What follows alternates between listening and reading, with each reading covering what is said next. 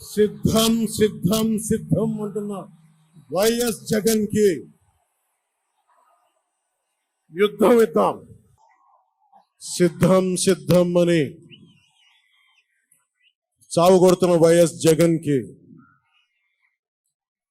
2024 ఎన్నికలకి నీకు యుద్ధం ఇస్తాం. యువతరానికి ఏ సంపద విడిచిపెట్టాం?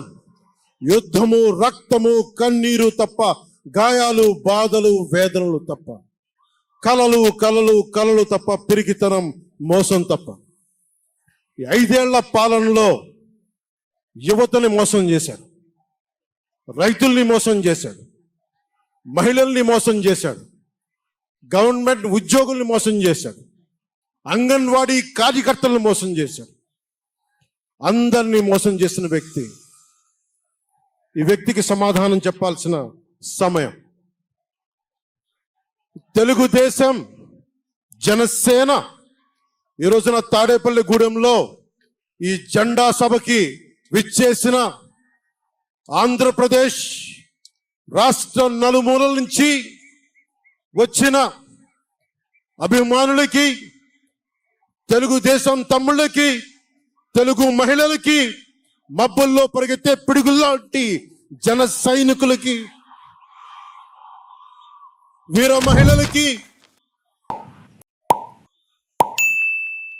వేదిక పైన ఉన్న తెలుగుదేశం సీనియర్ నాయకులకి, పెద్దలకి, తెలుగుదేశం మహిళా నాయకురాళ్ళకి, 4 దశాబ్దాల సుదీర్ఘ అనుభవం, ఆటుపోట్లు తట్టుకొని నాకే ఉత్సాహం వచ్చేలాగా, నన్నే ఉరకలు పెట్టించేలా రాజకీయ ఉద్దండలు శ్రీ నారా చంద్రబాబు నాయుడు గారికి నా హృదయపూర్వక నమస్కారం. సోదరులు,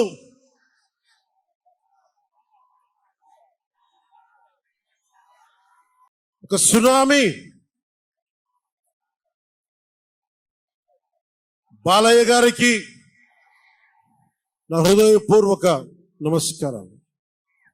వేదిక పైన ఉన్న జనసేన నాయకులకి, ప్రతి ఒక్కరికి నా హృదయపూర్వక నమస్కారం.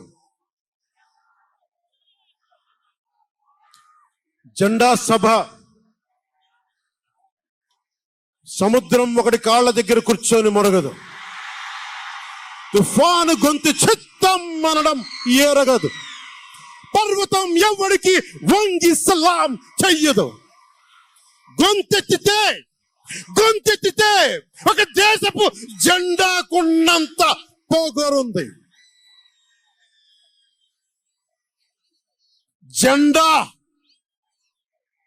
జెండా సభ ఎందుకు పెట్టాను?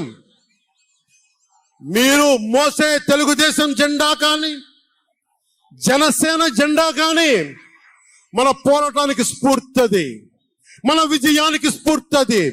2024లో మన పొత్తు విజయానికి స్ఫూర్తి మన జెండాలు. అందుకే ఇది జెండా సభ పెట్టాం. ఎన్నికల్లో బూతుల్లో వైసీపీ రౌడీలు, గూండాలు బూత్ క్యాప్చరింగ్ చేస్తే ఆ జెండాని మడత పెట్టి కర్ర తీసుకొని ఎదుర్కొనేలాగా, అందుకని జెండా సభ పెట్టాం. వైసీపీ పాలనలో జగన్ కళ్ళ ప్రకారం అభివృద్ధికి ఒక మచ్చ తునక, ఒక చక్కటి గీటురాయి. ఆంధ్రప్రదేశ్ రోడ్ల మీద పాలు పోస్తే ఎంత క్లీన్ గా ఉంటాయంటే మన గిన్నెల్లోకి పాలు ఎత్తుకోవచ్చు, అంత క్లీన్ గా ఉంటాయి. చక్కగా శుభ్రమైన రోడ్లు, గుంటలు లేని రోడ్లు, తెల్లటి పాలు పోసినా కానీ తిరిగి మన గిన్నెలోకి ఎత్తుకోవచ్చు. అది వైసీపీ నాయకుడు చెప్పేది. స్కూల్లో మనకి స్కూల్ ఫినిష్ చేయగానే, కాలేజీలు పూర్తవగానే అమెరికా నుంచి, ఇంగ్లాండ్ నుంచి, విదేశాల నుంచి పరిగెత్తుకుంటాకొచ్చి మన విద్యార్థులను తీసుకెళ్లిపోతున్నారు వైసీపీ పాలనలో. అంత గొప్పగా ఉంది. అందరూ హైదరాబాద్ పోయి పడుకొని ఉండారు. షూటింగ్ డబ్బింగ్ ఉన్నట్టుంది, హైదరాబాద్కి వెళ్ళిపోయారు. ఇంకా చంద్రబాబు నాయుడుకి వయసు అయిపోయింది.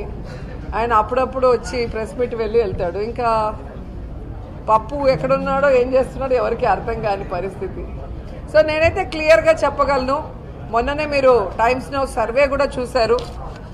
ఈరోజు ఏ రాష్ట్రంలో ఏ ముఖ్యమంత్రి చేయనటువంటి విధంగా తన పాదయాత్రలో తాను చూసింది, తాను విన్నది డైరీలో నోట్ చేసుకొని తాను ప్రామిస్ చేసినది దాదాపుగా 98-99% పూర్తి చేసిన ఏకైక ముఖ్యమంత్రి ఈ దేశంలో జగన్మోహన్ రెడ్డి గారు మాత్రమే. అందరూ ఎన్నికల ముందు చెప్తారు, ఎన్నికలైన తర్వాత మర్చిపోతారు. మళ్ళీ ఎన్నికలు వస్తే హడావిడిగా ఏదో చేశాము మమ అనిపించాలనుకుంటారు.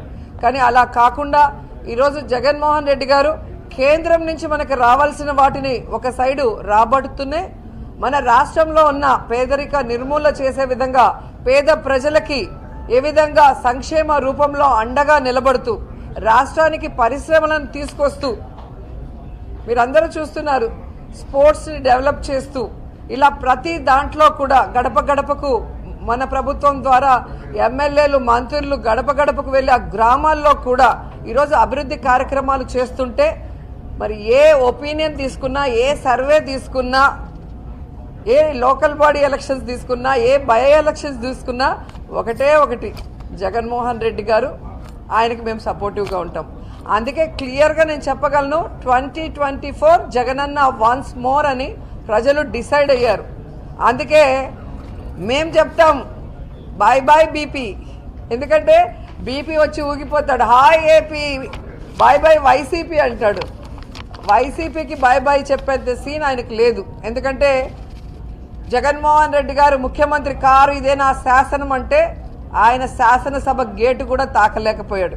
ఈరోజు జగనన్నని ఓడిస్తానని మళ్ళీ అంటే మళ్ళీ హిస్టరీ రిపీట్ అవుతుంది. కళ్యాణ్ గారు కనీసం ఎమ్మెల్యే కూడా కాలేరు.